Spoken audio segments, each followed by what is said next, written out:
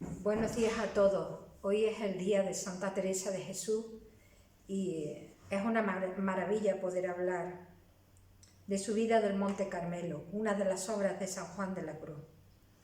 Su vida del Monte Carmelo, pretendo hablar hoy del dibujo del monte, ahora lo explicaré, leeré el poema e introduciré el libro primero de la obra. Para empezar, deciros que San Juan de la Cruz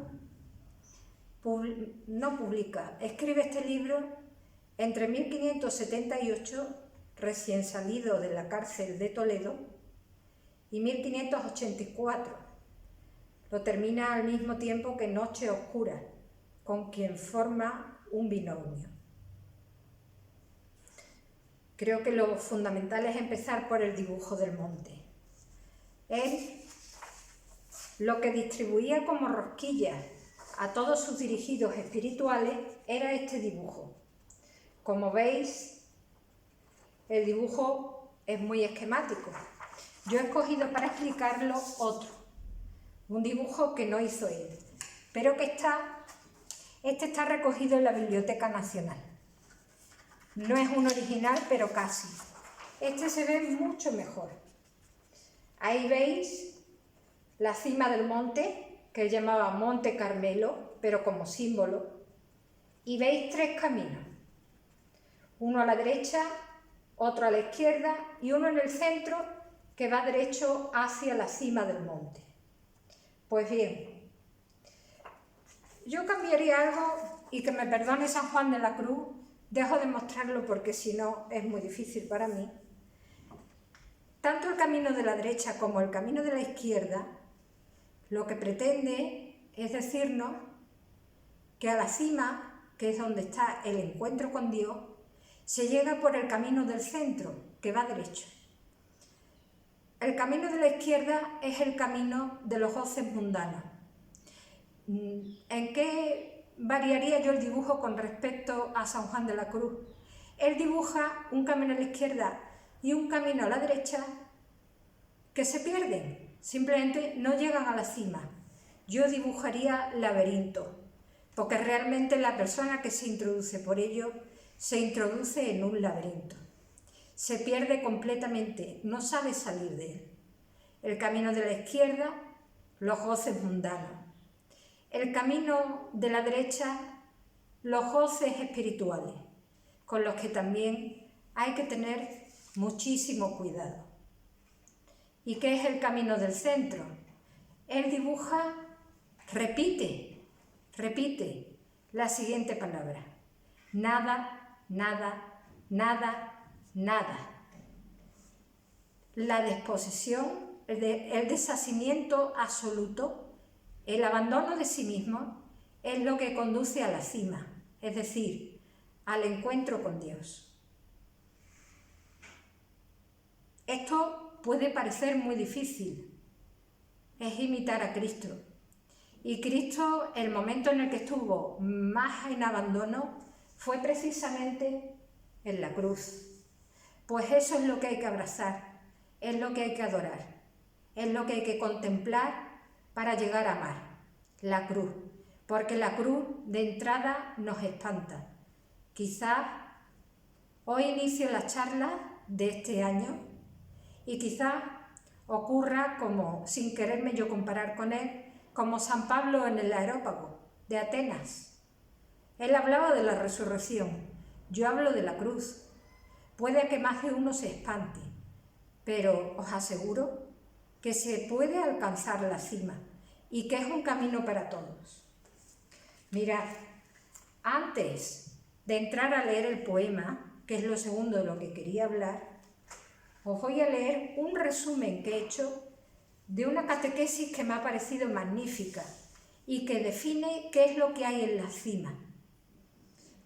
La catequesis la encontráis en internet. Ponéis simplemente en Google, en el buscador, los efectos de la gracia santificante. Escogéis la página de Catholic.net. Ya os diré cómo os podéis relacionar conmigo. Pues bien, los efectos de la gracia santificante en esa catequesis, que yo creo que es asequible a todo el mundo, se dice que son los siguientes. Primero, el perdón de los pecados. El segundo, la difusión de la vida de Cristo, que no es más que el convertirnos por medio de Jesucristo en hijos adoptivos del Padre y en coherederos con Cristo. Esto lo tenemos ya en el bautismo. Lo tercero, y muy importante, la inhabitación de la Trinidad. Me detengo aquí. La defino sencillamente con unas palabras que se citan en esas páginas, que insisto en que leáis despacio, no os aburráis, las leáis y las releáis. Son palabras del profesor Royo Marín en su obra Teología de la Perfección Cristiana. Él dice en qué consiste o qué se entiende por la inhabitación de la Trinidad prometida por Jesucristo justo antes de su crucifixión. Más o menos, estoy citando de memoria porque no me he traído el Evangelio, lo que viene a decir es que quien me ama, ama al Padre, perdonadme, pero no estoy citando la Biblia de memoria, y vendremos a Él y haremos morada en Él. Eso es la inhabitación de la Santísima Trinidad. A eso estamos llamados todos los cristianos, los místicos y los que no somos místicos. Esta es, cito a Royo Marín, en toda su sublime grandeza, una de las finalidades más entrañables de la inhabitación de la Santísima Trinidad en nuestras almas, y esto lo pongo en rojo, darnos una experiencia inefable del gran misterio trinitario. Y ya aquí en la tierra, a manera del pregusto y anticipo de la bienaventuranza eterna. Las personas divinas se entregan al alma para que gocemos de ellas, plenamente comprobadas por los místicos experimentales. Los místicos, si saben aprovechar sus gracias místicas, hemos visto en el dibujo que hay un camino de gustos espirituales que también se convierte en un laberinto. Luego, si no se me olvida, trataré de explicarlo. Y aunque esta inefable experiencia constituye sin duda el grado más elevado y sublime de la unión mística con Dios, no representa, aquí también lo pongo en rojo, sin embargo, un favor de tipo extraordinario a la manera de los carismas extraordinarios. Entra, por el contrario,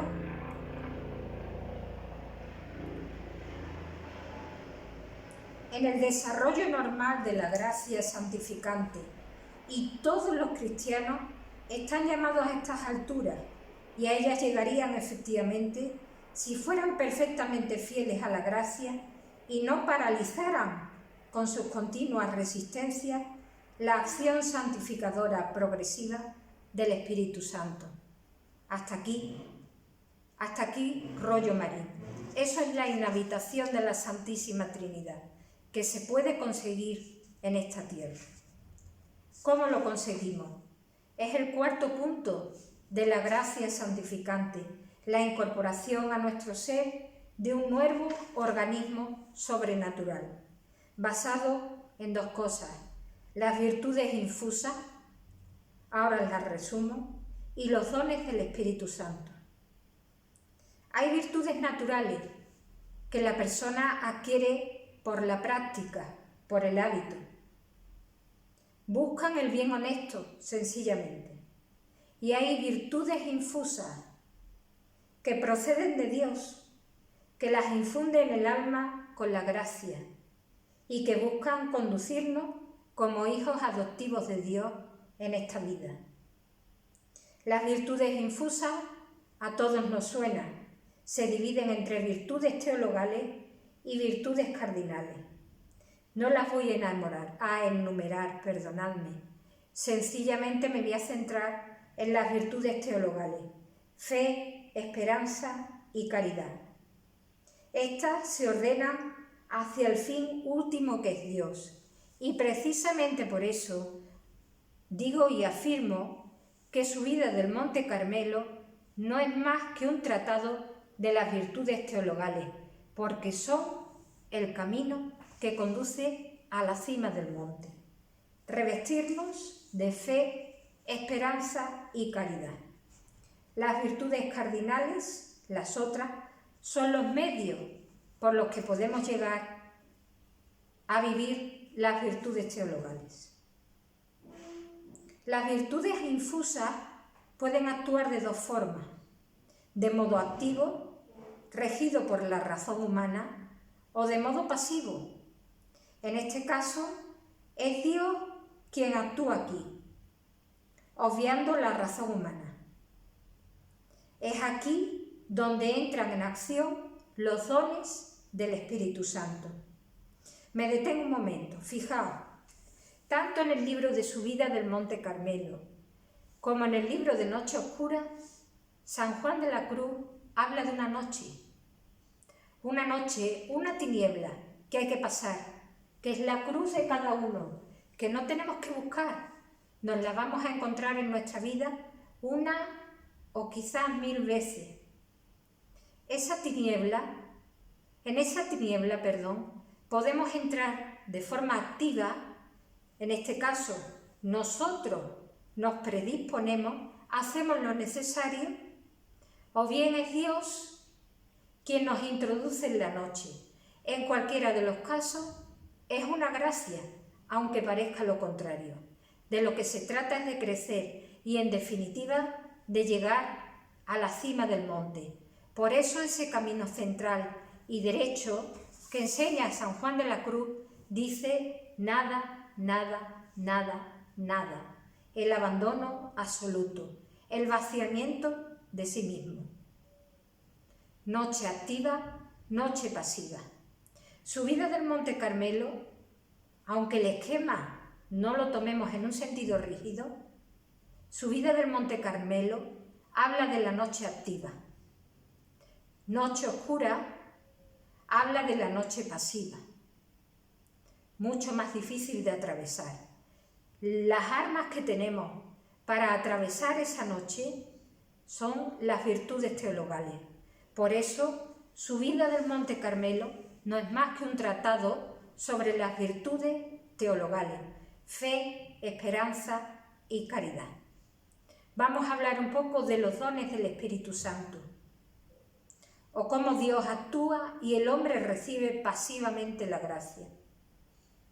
Dios hace que el hombre se guíe por una especie de instinto divino, infundido por Dios, dejando de lado su proceso humano de razonamiento, y el alma se encuentra en un estado pasivo antes que haya tenido tiempo de reflexionar para actuar. Recibe a modo de instintos divinos, luces e inspiraciones, sin que haya sido deliberado. Está en el hombre, permanece en él, la libertad de actuar según esa inspiración. Esto es lo mismo que ocurre en el entendimiento humano cuando distinguimos entre el modo natural de razonar, de utilizar la razón, o el guiarse por el instinto. Pues exactamente lo mismo. Lo que ocurre que en este caso esa corazonada o ese instinto procede directamente de Dios. Esos son los 7 dones del Espíritu Santo. Esto es lo que ocurrió en Pentecostés, no es otra cosa. Por último, os invito que en esas páginas que aparecen en internet y que vuelvo a citar, los efectos de la gracia santificante, escogiendo siempre la página de Catholic.net, no dejéis de leeros tampoco la gracia actual. Es un poco largo, pero muy instructivo. ¿Por qué? Pues digo por qué. Porque cuando nos adentramos en el mundo de la mística, lo que buscamos en realidad, o lo que no debemos buscar de ningún modo, son las gracias místicas, los gustos espirituales. Ese es el otro laberinto, el otro camino perdido, el que aquí en el dibujo aparece a la derecha. Dios nos puede dar, nos puede conceder gracias místicas. Hay personas a las que se las concede, por uno o por otro motivo, pero no hay ninguna técnica humana, ninguna, absolutamente ninguna, por la que se consiga. Yo no soy partidaria de promover la práctica del Zen para el vaciamiento, que parece que nos puede conducir por el camino derecho, del yoga o de otras espiritualidades orientales. Y no soy partidaria, aunque soy consciente de que la Iglesia no lo desaprueba, pero las mira con mucha precaución, sobre todo quien comienza el camino, porque lo puede perder. No son los gustos espirituales lo que buscamos, a quien buscamos a Dios mismo. Lo que buscamos es lo que se resume en estas páginas. Eso, tenerlo muy presente, y eso es un camino para todos, abierto para todos, para los que tienen gracias místicas y para aquellos que solamente tenemos la oración vocal y la oración meditativa. En todos nosotros puede habitar, hacer morada la Santísima Trinidad y recibir los dones del Espíritu Santo y por tanto gozar de esas corazonadas o instinto divino que ilumina nuestra vida. Pasemos a leernos el poema. El poema habla de todo el camino espiritual que conduce a Dios, no solo de la noche, pero parte de la noche. Consta de 8 estrofas que voy a leer. Es precioso. Quizás me atreva a comentar algo. No creo. Me voy a limitar a leerlo. Dice la primera estrofa: en una noche oscura, con ansia, en amores inflamada, oh dichosa aventura, salí sin ser notada, estando ya en mi casa sosegada. La segunda estrofa: a oscuras y segura, por la secreta escala, disfrazada. Aquí me detengo un poco. ¿Disfrazada de qué? De las 3 virtudes teologales. Oh dichosa aventura, a oscuras y encelada, estando ya en mi casa sosegada. Dice la tercera estrofa: en la noche dichosa, llama dichosa la tiniebla, el sufrimiento, la cruz. En secreto, que nadie me veía, ni yo miraba cosa, sin otra luz y guía, sino la que en el corazón ardía. Me detengo aquí también. ¿Qué es lo que arde en el corazón de ese alma? Arde el amor por Dios. Amor que ha infundido Dios. Él es el que nos seduce, Él es el que nos enamora. Nosotros podemos consentir, podemos inflamarnos de ese amor. Es lo que tenemos que hacer, dejarnos hacer. No hay técnicas de vaciamiento. La clave está en el amor.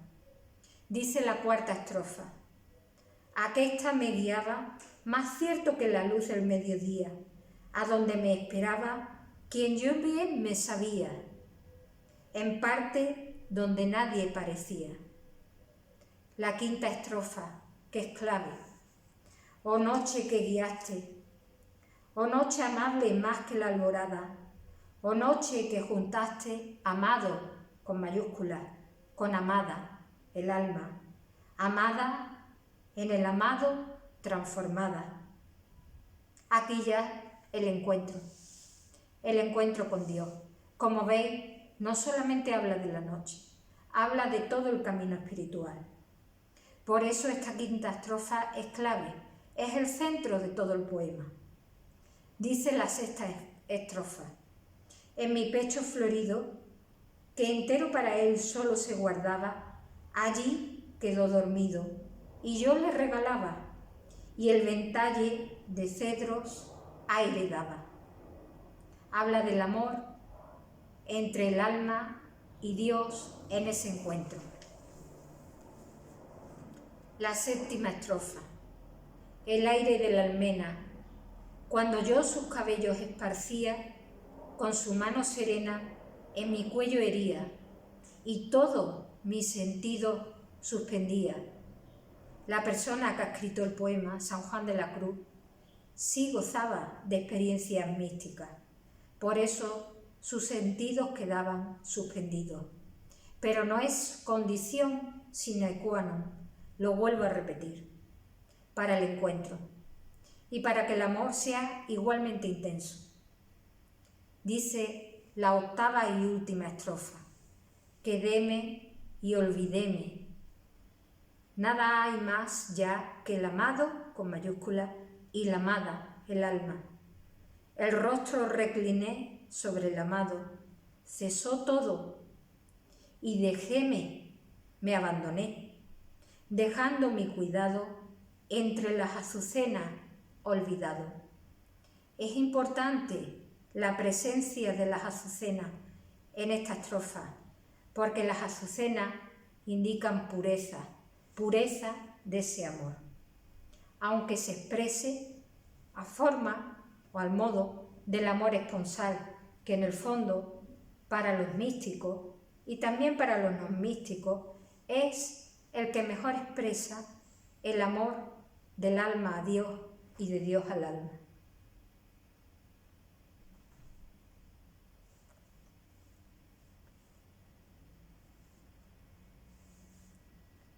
El libro primero, os invito a que leáis el prólogo, pero vamos a pasar al libro primero. El libro primero es una introducción a la noche, especialmente a la noche activa, ya lo he dicho antes, es una introducción.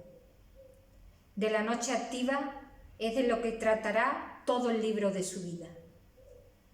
El resto, el libro segundo, está dedicado al entendimiento y su relación con la fe. El libro tercero está dedicado a la purificación de la memoria por la virtud de la esperanza y a la purificación de la voluntad por la virtud de la caridad.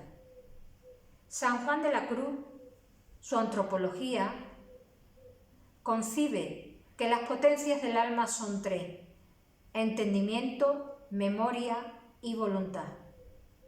Y sobre las tres potencias del alma, que son la parte superior de la persona, del alma de la persona, luego está la parte sensitiva.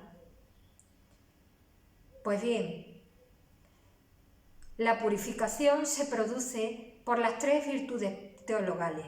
La fe purifica el entendimiento, la esperanza purifica la memoria y la caridad purifica la voluntad. Hay una cosa muy llamativa en el libro de su vida, y es que el libro tercero, ya lo veremos cuando lleguemos a él, termina de una forma abrupta. En realidad, se propone a lo largo, cuando empieza a hablar de la voluntad y de la caridad, que digo yo que es el más importante, no digo yo, dice él, dice San Juan de la Cruz, perdonadme, la más importante de las virtudes teologales es la caridad. Ya lo decía San Pablo. Pues bien, San Juan de la Cruz se propone un esquema que no tiene fin. Divide, subdivide y subdivide. Como al final ha dicho lo que tenía que decir en prosa, que no le gustaba escribir en prosa, deja el libro sin terminar. Ya lo veremos. Pasemos directamente al capítulo que más me interesa de este libro primero. No digo con esto que os leáis, que os conformáis con leeros ese capítulo. Os invito a leer el libro entero, a tener la paciencia de leerlo, porque es una auténtica delicia, aunque parezca un tocho. Es el capítulo 13. Se titula así, y a partir de aquí lo que voy a hacer es leerlo y comentar un poquito. ¿En qué se trata? De la manera y modo que se ha de tener para entrar en esta noche del sentido. Resta ahora dar algunos avisos para saber y poder entrar en esta noche del sentido, de la parte sensitiva de la persona, para lo cual es de saber que el alma ordinariamente entra en esta noche sensitiva en dos maneras. La una es activa, la otra pasiva. Activa es lo que el alma puede hacer y hace de su parte para entrar en ella, de lo cual ahora trataremos en los avisos siguientes. Pasiva es en que el alma no hace nada, sino Dios la obra en ella, y ella se ha como paciente, es decir, el alma consciente soporta la noche pasiva en la que Dios le introduce, de la cual trataremos en el cuarto libro. Él habla aquí de un cuarto libro de su vida, que luego convierte en una obra aparte, que es la noche oscura. Por eso digo que subida del Monte Carmelo y Noche Oscura, que San Juan de la Cruz termina al mismo tiempo en Granada, en 1584, conforman un binomio. Cuando habemos de tratar de los principiantes, y porque allí habemos con el favor divino de dar muchos avisos a los principiantes, según las muchas imperfecciones que suelen tener en este camino, no me alargaré aquí en dar muchos. Y porque también no es tan propio de este lugar darlos, pues de presente solo tratamos de las causas por qué se llama noche este tránsito, y cuál sea esta, y cuántas sus partes. Pero porque parece que daba muy corto, y no de tanto provecho, no dar luego algún remedio o aviso para ejercitar esta noche de apetito, he querido poner aquí el modo breve que se sigue, y lo mismo haré al fin de cada una de esas otras dos partes o causas de esta noche de que luego mediante el Señor tengo que tratar. Estos avisos que aquí se siguen de vencer los apetitos, aunque son breves y pocos, yo entiendo que son tan provechosos y eficaces como compendiosos, de manera que el que de veras que se quisiere ejercitar en ello, no le hagan falta otros ninguno. Aquí lo dice, no hay técnicas de vaciamiento, solo seguir los consejos que San Juan de la Cruz nos da y que alcanzó la cima en esta vida. Antes en esto los abrazará todos, casi sin darse cuenta. Fijaos que dije que la quinta estrofa del poema es clave. Es clave ese encuentro, el momento en que Dios manifiesta al alma su amor y queda el alma subyugada por el amor de Dios. Lo primero, el primer aviso, fundamental, traiga un ordinario apetito de imitar a Cristo en todas sus cosas, conformándose con su vida, la cual debe considerar, es decir, leer y releer los evangelios, para saberla imitar y a verse en todas las cosas como si hubiera Él. Como si hubiera Él. Lo segundo, otro consejo, pero quedaros con ese primero como no principal, no digo principal, como la puerta de entrada, imitar a Cristo. Lo segundo, para poder bien hacer esto, cualquier gusto que se le ofreciere a los sentidos, como no sea puramente para honra y gloria de Dios, renúncielo y quédese vacío de él por amor de Jesucristo, el cual en esta vida no tuvo otro gusto, ni le quiso que hacer la voluntad de su Padre, lo cual llamaba él su comida y manjar. Cita el Evangelio de San Juan en el capítulo 4, versículo 34. Pongo un ejemplo, nos dice: si se le ofreciere gusto de oír cosas que no importan, para el servicio y honra de Dios, ni lo quiera gustar, ni las quiera oír. Y si le diere gusto mirar cosas que no le ayuden a amar más a Dios, ni quiera el gusto ni mirar las tales cosas. Y si en el hablar otra cualquier cosa se le ofreciere, haga lo mismo. Y en todos los sentidos, ni más ni menos, en cuanto lo pudiere excusar buenamente. Porque si no pudiere, basta con que no quiera gustar de ello, aunque estas cosas pasen por él. Y de esta manera ha de procurar dejar luego mortificados y vacíos de aquel gusto a los sentidos. No penséis que San Juan de la Cruz insiste mucho en eso de la penitencia y la mortificación.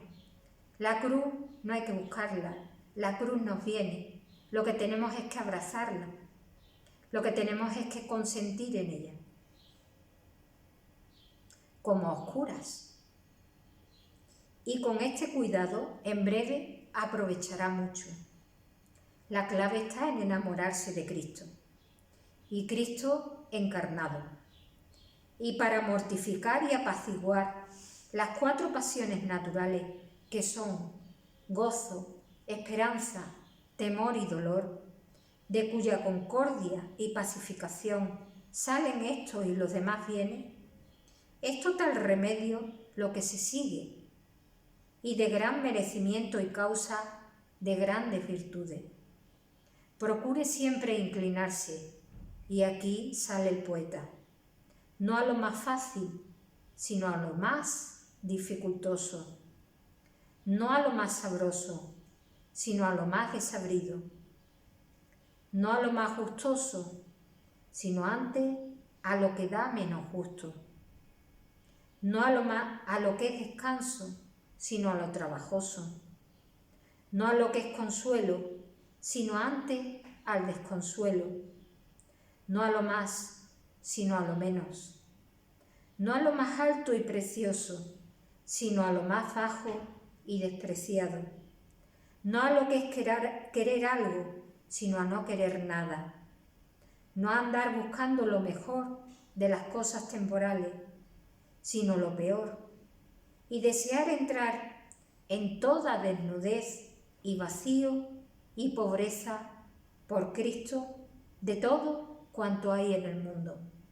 Esto parecerá dificilísimo, parecerá espantoso para salir corriendo, pero es que este es el camino que nos enseña no San Juan de la Cruz, nos lo enseña Jesucristo, de quien tenemos aquí el Sagrado Corazón y lo tenemos detrás en la cruz. Quien quiera seguirme, que tome su cruz y me siga. No valen mentiras, es la pura verdad. Ese es el camino, el total abandono. Y continúa el capítulo 13. Y estas obras conviene las abrace de corazón, es decir, enamorado. Esta es la clave, es enamorarse. Y procure allanar la voluntad en ellas, porque, fijaos, en el fondo es fácil. Si de corazón las obra, muy en breve vendrá a hallar en ellas gran deleite y consuelo, parece mentira, obrando ordenada y discretamente. Lo que está dicho, bien ejercitado, bien basta para entrar en la noche sensitiva. Pero para mayor abundancia diremos otra manera de ejercicio que enseña a mortificar la concupiscencia de la carne, es decir, la tendencia al pecado, y la concupiscencia de los ojos y la soberbia de la vida. Ese laberinto de gustos espirituales nos pierde en la soberbia, porque si recibimos esos gustos espirituales por Dios, si tenemos esa gracia, quienes la tengan, podemos caer en la fácil tentación de creernos más que los demás. No, la clave está en recibir oración, siendo muy consciente y sentirnos gozosos en la nada que somos, ante lo grande que es Dios. Que son las cosas que dice San Juan, reinan en el mundo. Cita la primera carta de San Juan, capítulo 2, versículo 16, de las cuales proceden todos los demás apetitos. Lo primero, procurar obrar en su desprecio y desear que todos lo hagan. Y esto es contra la concupiscencia de la carne. Lo segundo, procurar hablar en su desprecio y desear que todos lo hagan. Y esto es contra la concupiscencia de los ojos. Lo tercero, procurar pensar bajamente de sí en su desprecio y desear que todos lo hagan, también contra sí, y esto es contra la soberbia de la vida. El gran peligro, la soberbia. En conclusión de estos avisos y reglas, conviene poner aquí aquellos versos que se escriben en la subida del monte, en el dibujo que os he enseñado, que es la figura que está al principio de este libro. Él la presentaba de esa forma tan esquemática que os he enseñado, los cuales son doctrina para subir a Él, que es lo alto de la unión del alma con Dios. Porque, aunque es verdad que allí habla de lo espiritual e interior, también trata del espíritu de imperfección según lo sensual y exterior, como se puede ver en los dos caminos que están en los lados de la senda de perfección. Y así, según ese sentido, los entenderemos aquí, conviene a saber, según lo sensual, los cuales después, en la segunda parte de esta noche, se han de entender según lo espiritual, es decir, cuando hable en noche oscura de la noche pasiva del alma. Leo el verso y con eso termino. Para venir a gustarlo todo, no quieras tener gusto en nada. Para venir a poseerlo todo, no quieras poseer algo en nada. Para venir a serlo todo, no quieras ser algo en nada. Para venir a saberlo todo, no quieras saber algo en nada. Para venir a lo que no gusta, haz de ir por donde no gustas. Para venir a lo que no sabes, haz de ir por donde no sabes. Para venir a lo que no posees, haz de ir por donde no posees. Para venir a lo que no eres, haz de ir por donde no eres. Cuando reparas en algo, dejas de arrojarte al todo, porque para venir del todo al todo, has de negarte del todo en todo. Y cuando lo vengas del todo a tener, has de tenerlo sin nada querer. Porque si quieres tener algo en todo, no tienes puro en Dios tu tesoro. Hasta aquí el libro primero, por lo menos lo fundamental. Quedamos emplazados para el mes de noviembre. Muchísimas gracias.